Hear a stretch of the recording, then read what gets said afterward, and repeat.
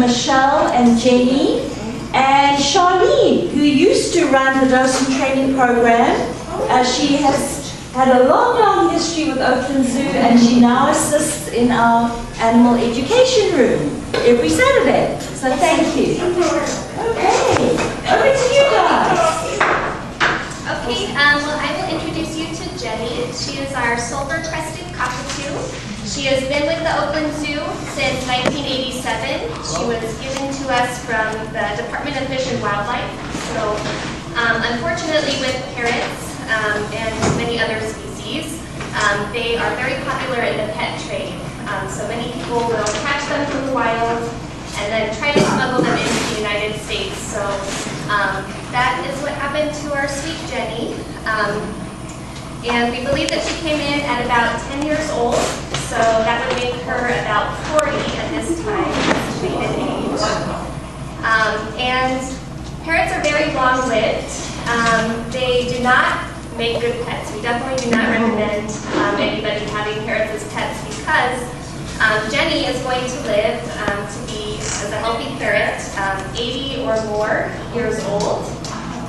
They bond very closely with their owners, and so you can imagine that if you do not have an 80+ years to spend with them, then it's very difficult to rehome them. So I can show you a few things. We do a few little training behaviors with the birds. Some of them to help us with husbandry, and some because both of these birds are education program animals. So Jenny will show you her wings. Wings. Wings.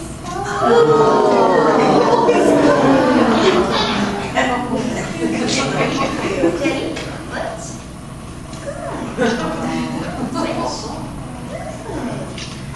So that's a really useful behavior for us as keepers because it helps us to file Jenny's nails. The wings help us get a good look at her wings and her body condition. Jenny suffered from a broken wing many years ago, so we can monitor her wings and also her feathers. As you can see, they're a little bit disheveled. Jenny, can you turn around?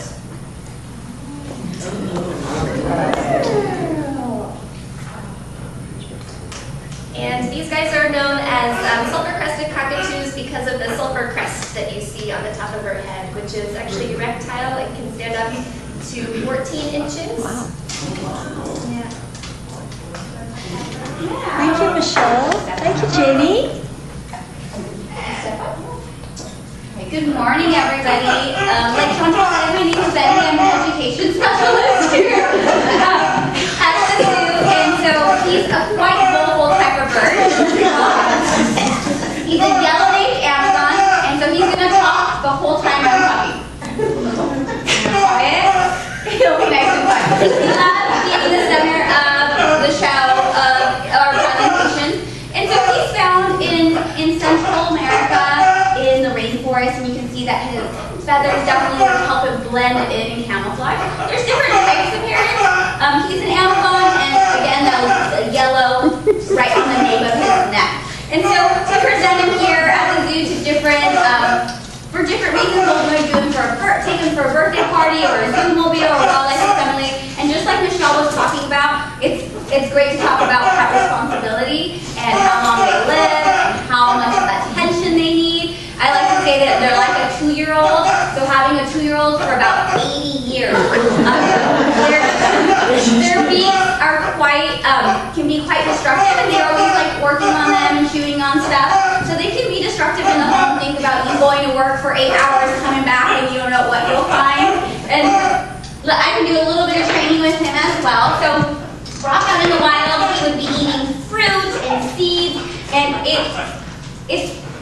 we have to have a trusting relationship for me to be able to put my fingers really close to his beak because it's quite strong. You think about almond in its shell, that's something he can break open. So just like Michelle said, it's for husbandry, but also for me, it's more for training, our social bond, and then I can just talk to kids about how all of this might look like tricks, but it's enrichment for the animal, And so Brock, he actually, similar story to Jenny, where he was smuggled in, and so he's actually missing 2 little parts of his toe. And about 80% of the birds that get smuggled in don't make it. 80%. So Brock and Jenny, we are very happy to have them here. And so I'll do a little bit of training with him. So this is a target. I'm going to ask him for him to touch his beak to this target here. And you can see we got target. Good. Target. Good. And then this is a good way to let kids know we're able to move them around and check in on them, on their bodies, without it being stressful, because everything's done through positive reinforcement. So he's getting sunflower seeds and safflower seeds, the little white seeds, and these are his 2 favorite things, and he will pretty much do anything for it. So anything I ask him to do, if he doesn't feel like doing it, he doesn't have to. He just misses out on a treat. So everything here at the zoo is done through positive reinforcement. I'm going to ask him to put his foot on top of the ball, and this is a good way for us to make sure his feet are doing okay. The ball. Good. Switch. Good. Switch. Good bird.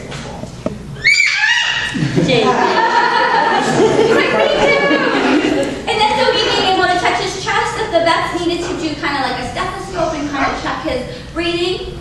Chest. Good bird.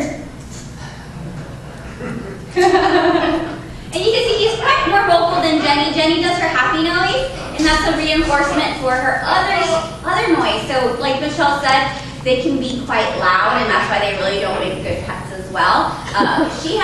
If she's not getting attention, you'll be able to hear her. And when you guys are here on these zoo grounds, whenever you guys are like going out into the zoo, you will hear her yelling sometimes. And that happy noise is a reinforcement for the noise that we really don't want to hear all the time, which is one of the reasons she doesn't make a good pet.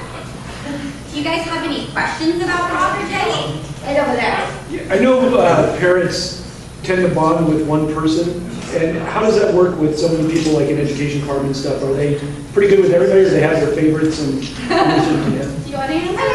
They're definitely not just good with everybody. They have the strongest relationships with the people who spend the most time with them. So they do have a set of probably about 7 to 10 people who spend a lot of time with them, who they become bonded to. But we also have new keepers who've been working with them for a year or more that have still not quite developed a strong relationship with them. So it really depends on the individual. It depends on how much time they spend with the animal, and sometimes it just, it depends on the animal too. And even the gender of whoever's doing this, yes. gravitate toward men or women. Yes, absolutely. Just to put in a little bit, I've been working with Brock maybe a year and a half or so now, or maybe a little bit more. It took me a long time to get to be able to train with the birds. Probably about a year. I would go visit them every single day, and not until the keeper staff noticed that, hey, I think you're okay to start training with the birds, did it get to that. So it's one of the animals that education staff, there's maybe only 3 or 4 of us that are able to work with them. Is there a known purpose for the crest? I mean, does it serve some... They do use it to communicate. So her crest, she will use it to communicate. If she gets startled, you'll see her habit kind of come up, or sometimes if she's excited, it'll come up as well. It's hard to imagine somebody smuggling these guys in. How do the smugglers do that? The way that I'm most familiar with is wrapping them in blankets or towels and then putting them inside of suitcases. And then they suffocate? I've also seen water bottles, like the water bottle, like the plastic bottles that you have. Sometimes they'll take the bottoms of them off and then stick them in there as well. What? Yeah, so that's why about 80% of them don't make it. Yeah. They are very loud. I think that they drug them. Oh. Yeah.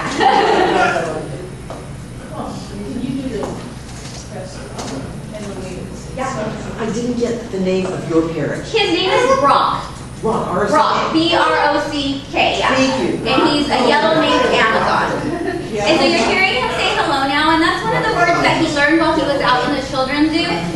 first thing people say when they go up to an exhibit with parrots in is hello, so that's something he picked up. But because we want to present him as a wild animal, that's the only words we really reinforce him to say. And so if we trained him, he could. He's a very vocal bird. He definitely could say more things.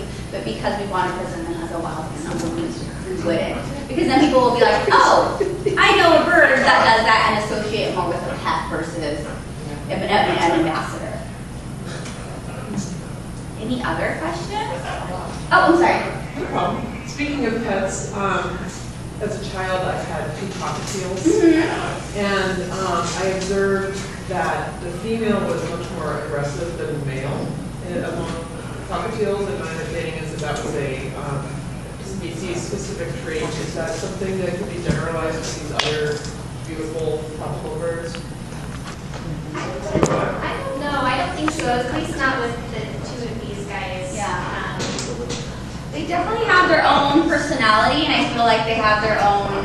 I feel like Jenny maybe is a little. For me personally, it took me a little bit longer to warm up to her, but then now she's the one that really allows me to touch her and like give her little rubs and stuff. Where I feel like I knew he liked me at first, but I'm also very weary about about me like touching him. Like he'll let me for training, but he's not really like, hey, come groom me and that kind of stuff. So I think it's personality wise.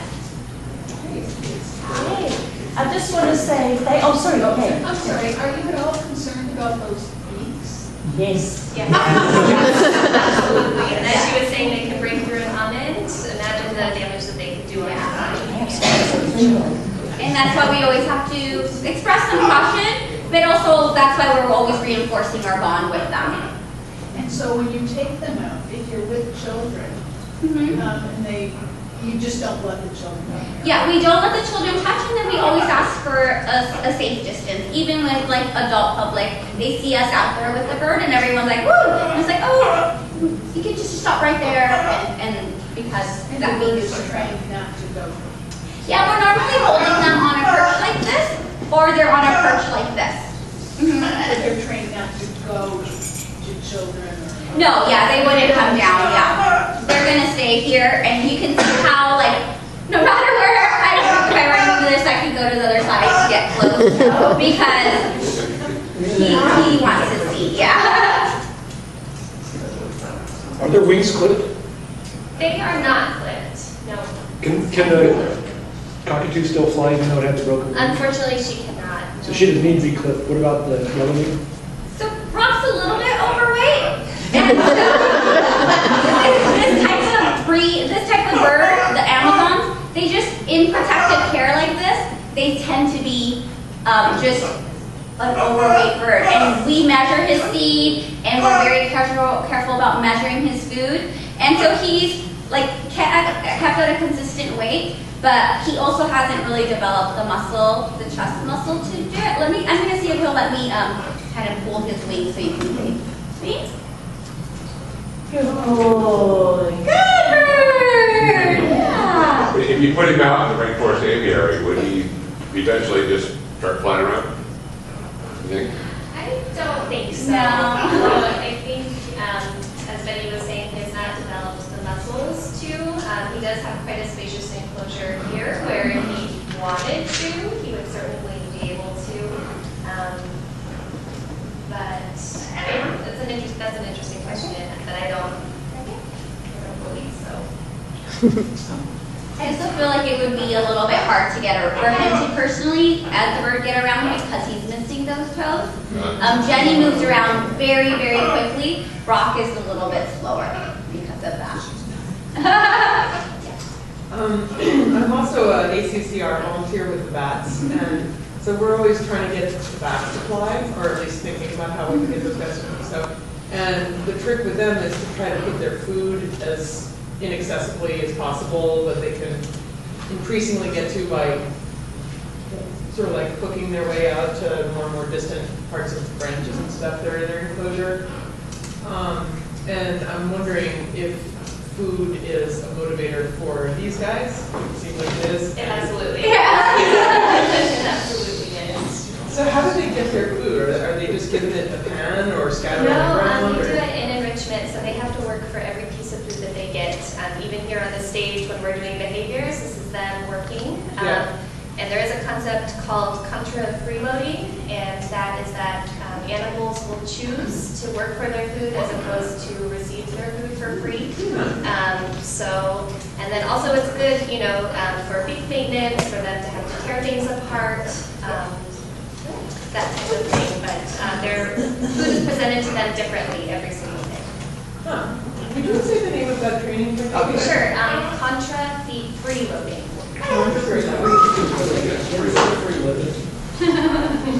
Oh, free, okay. So it's free. Okay.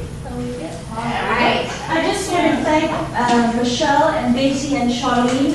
When you went on your animal education tour, you can see that the work that they do, I mean, I just can commend Betty. Every single day she spends time out of her busy schedule with the birds. It's a true dedication and love. And Michelle works and cares for over, I think, 30 species in the egg department. Every animal has enrichment. They are so well cared for. So I thank you for taking time out of your busy morning. Thank you.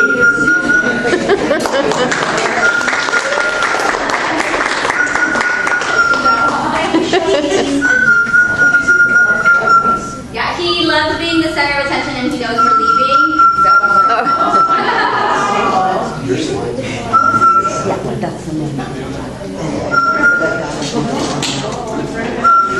So I'm just stepping in for snow.